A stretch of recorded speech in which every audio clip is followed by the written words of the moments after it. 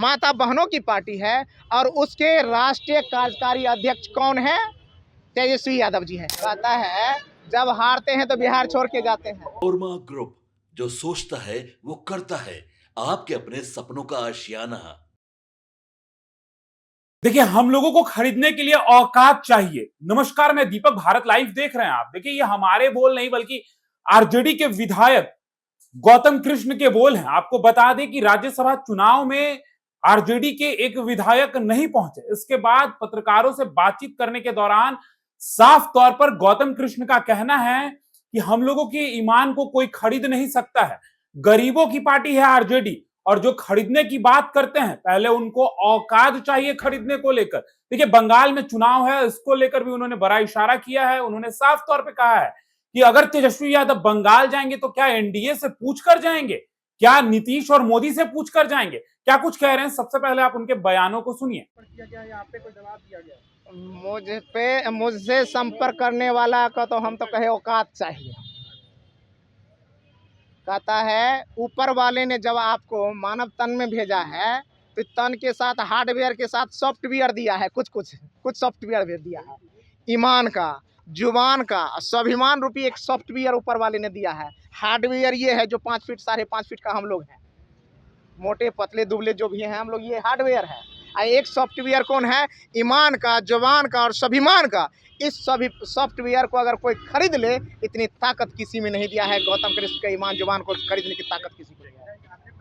NDA के नेता आरोप लगाते हैं कि तेजस्वी चुनाव के बाद निकल जाते हैं, जैसे विधानसभा चुनाव का। तो एनडीए के लोग को पूछिएगा कि राष्ट्रीय जनता दल एक पार्टी ही नहीं, पूरे देश की पार्टी है, सामाजिक न्याय की पार्टी है, गरीब गुरबों की पार्टी है, अक़लियतों की पार्टी है, माता बहनों की पार्टी है और उसके राष्ट्रीय कार्यकारी अध्यक्ष कौन है?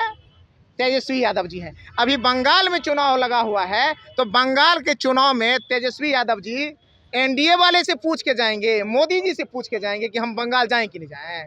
कि राष्ट्रीय नेतृत्व है, उनका फैसला जो होगा वो करेंगे। राजनीति करने का जो आरोप लग रहा था, उसके लिए क्या कहेगा? तेजस्वी यादव जब भी हारते हैं तभी बिहार छोड़ के बाहर चले जाते हैं। कहता है जब हारते हैं तो बिहार छोड़ के जाते हैं। अभी जो तेजस्वी यादव जी पिछले चुनाव में सबसे बड़ी पार्टी बिहार में बन के उभरे थे, तो ये किसकी कृपा से बन के उभरे थे? अपने बदौलत ना, अपनी ताकत के बदौलत ना, अपने मेहनत के बदौलत ना। तो ये कहता ताली कप्तान को तो गाली कप्तान को। ये हम लोगों का देश में चलता आया है। चूँकि यह लोकतंत्र है, बोलने की आज़ादी है, हर कोई बोलता है, पगला व्यक्ति भी बोलते रहता है और अच्छे व्यक्ति को भी कभी कभी सुनना पड़ता है मजबूरी में। तो तेजस्वी यादव जी वह ओजस्वी तेजस्वी है। षड्यंत्र और साजिश का बादल कितनों भी घनी क्यों न हो जाए, लेकिन तेजस्वी जैसे सूरज को कभी रोक नहीं सकता है। पत्रकार बंधु, आप लोगों को मैं कहता हूँ, याद रखिएगा, यहाँ से बगल में बीजेपी के कार्यालय है और बीजेपी में बगल में भी राष्ट्रीय जनता दल के कार्यालय, बीच में कह रहा हूँ कि आने वाला दिन तेजस्वी का दिन है। कोई देश और दुनिया में इसके पैरेलल अभी कोई खड़ा नहीं हो सकता, ऐसा लीडर है ये। धन्यवाद भैया।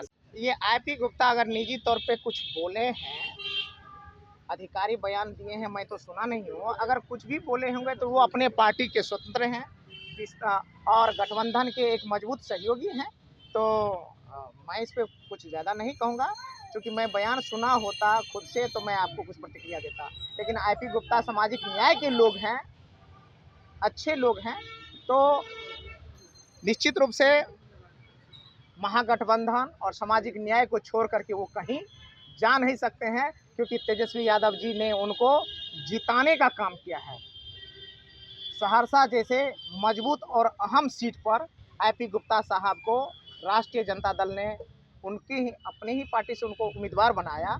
तो तेजस्वी यादव जी का बड़ा उपकार आईपी गुप्ता जी के साथ भी है। इसलिए सामाजिक न्याय के लोग कभी भी तेजस्वी जी और राष्ट्रीय जनता दल और महागठबंधन को छोड़ करके कभी कहीं नहीं जाएंगे, इतना मुझे भरोसा है। मांझी जी भी कह रहे हैं कि सम्राट चौधरी ही मुख्यमंत्री बने, क्या लग रहा है? सम्राट मांझी जी प्रवक्ता हैं, जदयू के प्रवक्ता हैं, तो बता दीजिए आप लोग। या नीतीश कुमार जी ने कहा है कि मांझी जी मेरे बदले में आप ही बोल दीजिएगा, ऐसा बोले हैं। तो मांझी इफ्तार में तो लोग वैसे बहुत सारी बातें होती है जो अपने अपने तौर तरीके से लोग बोलते हैं, लेकिन आधिकारिक बयान अगर नीतीश जी का आए तो माने, अगर आधिकारिक बयान उनके गठबंधन की तरफ से आए तो माने। तो इसलिए इस तरह की बातें नहीं है। नीतीश बाबू का क्या है, वो कब किसके साथ हैं, कब रातों रात पलटी मारेंगे, उसका कोई ठौर ठिकाना नहीं है। तो इसलिए मुझे तो यही भरोसा नहीं हो पाता है कि वो दिल्ली जाएंगे। दिल्ली जाएंगे, कुछ दिन एक आध महीना घूम फिर करके उधर से वापस फिर लौट के आ आपके जाएंगे। विधायक को भी वही लोग पलट लिए हैं क्या? हमारे विधायक को क्यों पलटेंगे भाई? एक विधायक तो गए आपके। एक विधायक मतदान से दूर रहे हैं, तो मतदान से दूर रहे हैं, किन परिस्थितियों में मतदान से दूर रहे हैं, क्या मजबूरी रही है, क्या षड्यंत्र रहा है, क्या भूत पिचास डागनी जोगिन का करामात उन पे रहा है, इन चीज़ों का तो दरियाफ्त तो होगा। हमारे शीर्ष नेतृत्वकर्ता उन पे गहन विचार विमर्श करेंगे, तो वो जो बातें होंगी वो सामने आप लोगों के सामने विधायक जी को भी आएगी। भूत पकड़ता है क्या? अरे भैया, भूत तो सबको पकड़ता है, भूत बहुत को पकड़ता है। भूत पकड़ लेता है तो कुछ आदमी उछल कूद करना शुरू कर देता है। कार्रवाई भी होगी उन पे। देखिए, लोकतांत्रिक मर्यादा से विहीन होकर के, गठबंधन धर्म से विहीन होकर के, पार्टी धर्म से विहीन होकर के, अपनी नैतिकता से विहीन होकर के कोई भी लोग जाएंगे तो कार्रवाई तो दो होती है, एक संवैधानिक कार्रवाई होती है, एक नैतिक कार्रवाई होती है, एक जनता की कार्रवाई होती है। Thank you. तो देखिए, आपने सुना है क्या कुछ कह रहे हैं गौतम कृष्ण। गौतम कृष्ण ने साफ तौर पर सत्ता पक्ष पर हमला किया है। साफ तौर पर उनका कहना है कि जिस तरीके से जो सत्ता पक्ष है धनबल का प्रयोग करके हमारे विधायकों को रोकने की कोशिश की है, इस पर कहीं ना कहीं आप समझ लीजिए क्या उनकी मानसिकता है। और रहा बात आरजेडी की, तो आरजेडी जो है वो गरीबों की पार्टी है। लालू यादव को कौन नहीं जानता है। तेजस्वी यादव को लेकर उन्होंने कहा कि अब हमारे राष्ट्रीय कार्यकारी अध्यक्ष हैं। तेजस्वी जी ने आईपी गुप्ता पर भी उपकार किया है, ये बात भी कहते हुए नजर आ रहे हैं वो। आगे अगर हम बात करें तो राज्यसभा चुनाव में जिस तरीके से फैजल रहमान की मौजूदगी नहीं थी, जिसके बाद आरजेडी पर तो सवाल हो ही रहे थे, और साथ साथ कांग्रेस के 3 विधायक भी मौजूद नहीं थे, जिसके बाद ये भी लगातार चलने लगा राजनीतिक गलियारों में कि विपक्ष अब विधानसभा के बाद राज्यसभा में भी सीटों की संख्या जो है वो खत्म हो गई है। अब क्या कुछ होता है आगे देखना बहुत दिलचस्प होगा। एक और बड़ी बात उन्होंने कह दिया है चलते चलते कि मांझी के बयान को आप ये मत समझिए कि वो प्रवक्ता हैं जदयू के, वो डिसाइड नहीं करेंगे कि बिहार का मुख्यमंत्री कौन होगा। आपका क्या सोचना है कमेंट बॉक्स में हमें जरूर बताएं। फिलहाल इस खबर में इतना ही। बने रहिए भारत लाइव के साथ। धन्यवाद। आपके सपनों को हमने सजाया है, ई होम्स पैनोरामा को हमने बनाया है। ई होम्स मेरा एक सपना था जिसपे मैं पिछले 4 साल से काम कर रहा था। हमने जो बनाया है वो सबने है माना। ई होम्स पैनोरामा में हो आपका भी आशियाना।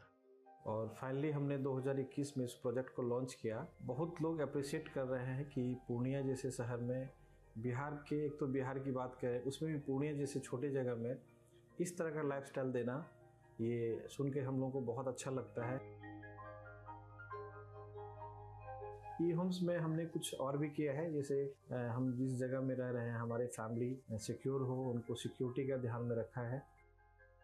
आपकी सुविधा और सुरक्षा आपके लिए खास है, ये आपका विश्वास है। इसमें आर्टिफिशियल इंटेलिजेंस का 7 लेयर सिक्योरिटी का हमने इस्तेमाल किया है। लस ग्रीन कैंपस को बनाया है। यदि हमारा बाउंड्री वाल है तो वो वर्टिकल गार्डन है।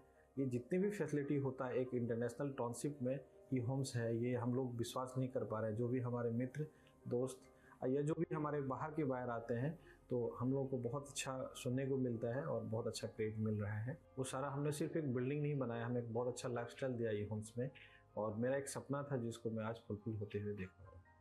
ये आपका आवास है।